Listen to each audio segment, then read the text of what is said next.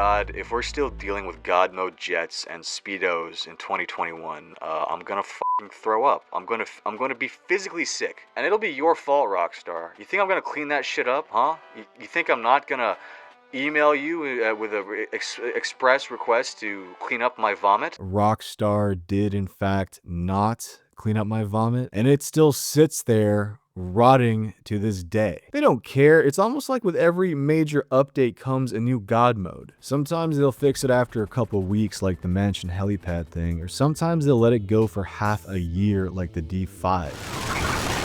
And you didn't even have to do anything to trigger this. The car was just invincible. The hitbox was bugged. You could just buy an invincible car.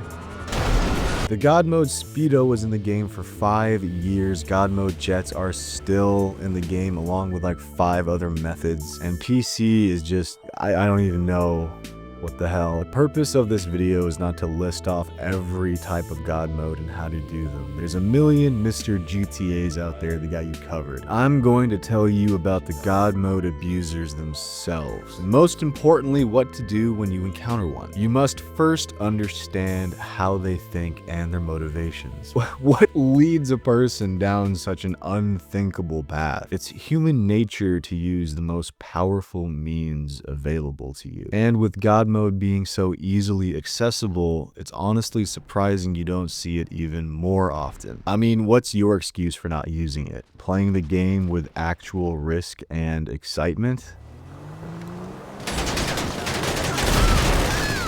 What are you, stupid? There are many different types of people who resort to using God mode, but in my opinion, there are 5 major archetypes. You may encounter someone who falls in multiple, if not all 5. And if that's the case, God help you.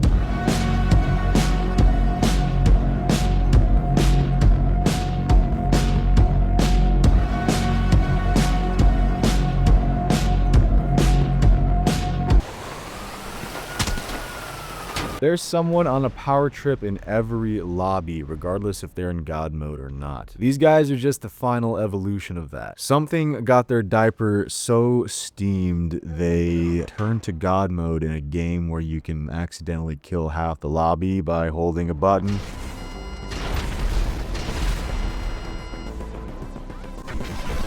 So they just go around trying to kill as many people as possible, usually in jets, usually focusing on easy targets. As if you need God mode to kill a low level, as if standing still isn't the best defense against a level 26. And their motivation is so alien to me. They're just watching animations. That's all it takes to make them feel powerful. Maybe this sense of power is derived from the assurance that they're making the world feel the same way it made them feel. Except you don't feel that way. You understand this is just a game and your entire livelihood is not tied to it. These guys don't think like that. They love farming the guys that have a very basic surface level understanding of the game. The types of people that watch Instagram reels of fake gameplay and think, damn. So if you don't know what to do when face to face with a God mode player, pay close attention, because this is what you do. First thing is you want to start up a headhunter or any CEO mission that isn't hostile takeover. Next, you want to grab a tank. Now this could be a Kanjali, a Rhino, a Scarab. It just has to be a tank with treads. Now your only objective is to get him pinned on the ground and keep him there. After a short time, the light will leave his eyes. This can be done solo, but you're better off with a friend. Just be aware this only works on ground. Jets are much trickier. Luckily, most of the time, a God mode jet means only a God mode jet and not the player themselves. So your only hope is to try to snipe them out. But not every God mode player is a fucking dork. Some of them are here to just have a good time.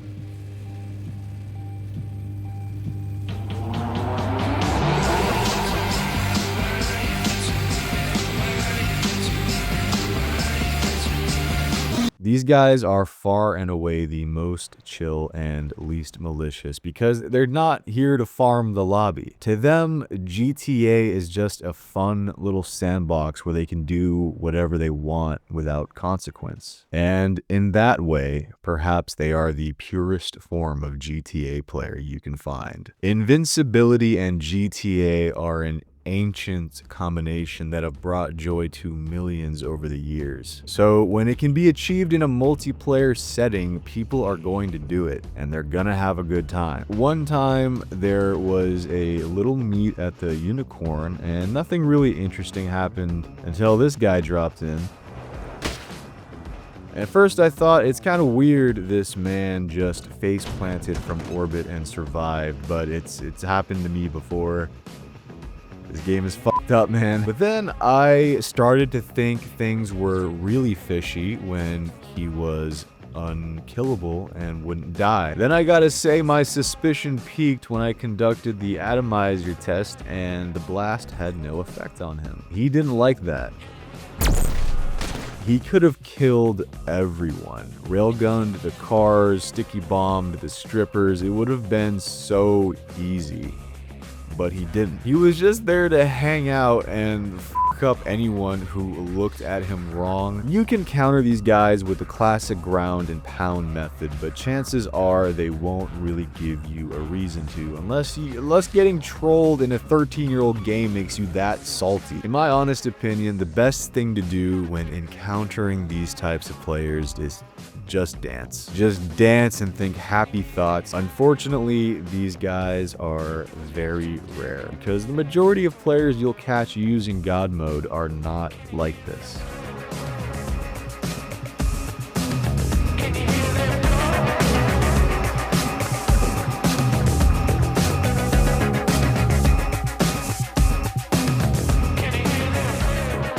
These guys just want a reputation, good or bad. And the first thing you ask yourself is, how could a blatant cheater manage to accomplish anything in a competitive setting without immediately being laughed out? And the answer may surprise you. GTA isn't competitive. It could come out that you hacked and cheated your way to being an RNG legend and you will still have support because there's enough greasy dickheads that are trying to do the same thing actively. That's why I don't take GTA seriously as a PvP game. Rockstar doesn't even take it seriously. It's just not competitive, and many people desperately want this to be the case. Some have gaslit themselves into thinking it is the case, but I promise you, taking this game seriously is only a good idea if you want to be balled by 30. These guys aren't here simply for a power trip, they are training. So they'll often try to rage bait you with a few kills or really mean messages in the hopes you'll get salty enough to spend the next few hours trying to kill them. These guys know every trick in the book and are far and away the most difficult to get out of God mode. And once you do, they'll just teleport away and orb you. Trust me, man, they live for this shit. This is all they have. But just be aware, it's not always full-grown adults. Sometimes it really is just... I can't pretend I didn't start playing when I was 15. My mom walked in while I was booting up the game and saw the big-breasted woman and she got real mad. GTA is the perfect aggression sink, especially for an edgy kid. If you weren't an edgy kid, chances are you've turned out to be a pretty lame adult. So when I see a kid in God mode wanting to epically own society, I empathize with him and reminisce back to a simpler time when I too was retarded. Best way to counter one of these guys is the classic tank pin, or get his mom on the mic and tell her he was using racial slurs. Give you a free skin. He said the only condition is if it's okay with your mom. Hey. Hello? Yes? Hey ma'am, your son keeps saying the N-word to us. Keep saying the what?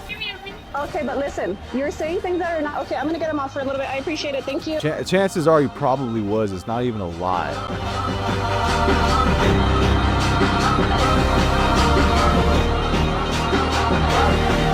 What do you do when you've reached endgame? When there are no more businesses left to upgrade, no more cars left to collect, no more weapons left to research. Truly 100%ing this game is an incredibly rare feat and borderline psychotic, but anyone who has played this game for any serious amount of time has reached a point where you say, what now? Most people put down the controller, take a nasty shit, and just play something else. But some are not so easily detached from the Matrix, like me. But you don't need God mode to have fun in endgame. You think you've done everything? There's nothing left with this? All you need is a little creativity. This game can be fun. It can be fun. It can be fun. These guys are just in God mode because they're bored. GTA 6 is around the corner. Rockstar doesn't give a fuck. I mean, they never have, but I mean, it's especially apparent now. Once you feel the game is done, busting out the cheat codes is a very natural progression of things, especially in the Grand Theft Auto series. They're chasing a feeling, squeezing the last drop of enjoyment they can from a fruit that went bad 7 years ago. And I empathize with that, but when you're actively driving away new players by making the game unplayable for them, you're just an asshole. Like, those memories you reminisce about, they're experiencing for the first time. You're ruining it, dude. Go away. Best way to counter these guys is to just say, remember the Zentorno? God mode players have always been a core component of the GTA Online experience, and they're not going anywhere. But why don't they immediately patch it? Why do they let these glitches go for months, if not years, despite endless outcry? Some think it's just because Rockstar is completely out of touch with the wants and needs of the core player base. Others believe it's purely for monetary reasons, as the invincible vehicle will inevitably bring up shark card sales. But does it really? Do you end up making more money in the long run if you do shit like this instead of just cultivating a dedicated, mature fan base? A fan base that isn't constantly upset about an ever-growing list of game-breaking bugs? Would Rockstar not be better off if they just did what any rational studio would do and patch these immediately? The answer is no. Grand Theft Auto Online is the FedEx warehouse of video games. It's a churn and burn operation. They don't care how long someone plays their game. They don't care how frustrating the game is for new players. As long as they can make that single shark card sale, they've succeeded. In fact, the more frustrating the game is, the more likely they are to make that sale. If you really want godlike powers, it's right there waiting for you. All you need is $100 US, or you could just go passive.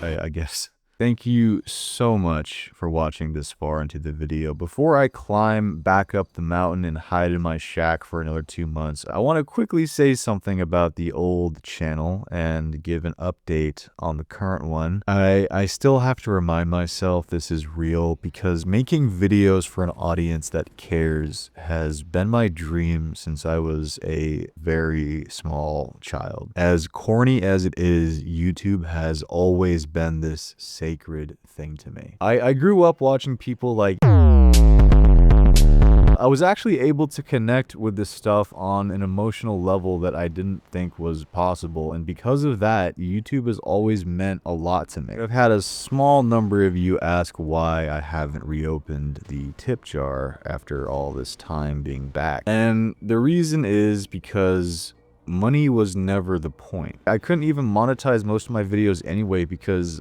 I used copyrighted music. I never launched any merch. I never took any sponsors. The only time I ever really tried to make money on it was when I opened the tip jar. And I did this thinking only a handful of people were crazy enough to support what I thought was a mediocre GTA YouTuber. But I was immediately flooded with an overwhelming number of donations. donations, which was fucking incredible, dude. It was sick. Oh my god. But back then, I didn't really know how to process this in a healthy way. I didn't think very highly of my content. I felt genuinely bad that this many people were giving their hard-earned money for what I just essentially considered. I didn't want to ruin it. This is such a toxic, pathetic way to think. If people are willing to support you based on your passion, that's an incredible blessing. And if you're crazy enough to think I'm worth supporting, I will not turn you away or take you for granted. So, as long as I'm out here dancing on the street, I am once again placing a hat at my feet. And just like last time, leaving me a tip will earn you a spot on the supporters board there at the end of the next video, right? So if you donate after the next video, it would be the next video. And this time you can put a little message, which I will also include at the end of the video, as long as it's appropriate and not the length of a manifesto. Don't get mad at me if I don't put it in there. If it's not in there, like, you know why.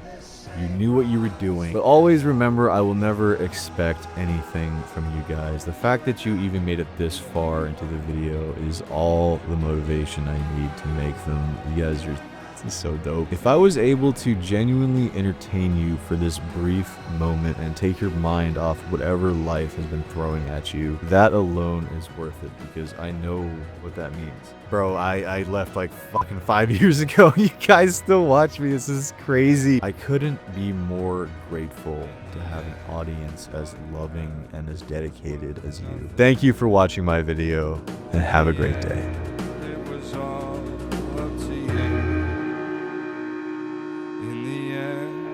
It's a game where you give or take, and if you took more than you gave, then you lose.